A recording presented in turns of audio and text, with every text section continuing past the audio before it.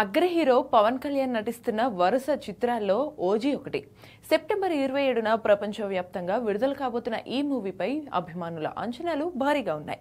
సాహో దర్శకుడు సుజిత్ దర్శకత్వంలో తెరకెక్కుతున్న ఈ చిత్రం నుంచి makers back to back updates ను అందిస్తూ వస్తున్నారు. ఇప్పటికే సినిమా పోస్టర్లు, గ్లిమ్స్ కు ఓ రేంజ్ లో రెస్పాన్స్ దక్కింది. ఇక ఇటీవల విడుదలైన ఓజీ చిత్రం మొదటి పాట ఫైర్ స్టార్మ్ విడుదలై సెన్సేషన్ క్రియేట్ చేసింది. ఓజీ థీమ్ సాంగ్ గా సాగిన పాట లిరిక్స్, తమన్ అందించిన క్యాచీ ట్యూన్ మ్యూజిక్ లవర్స్ ను ఎంతగానో ఆకట్టుకుంది.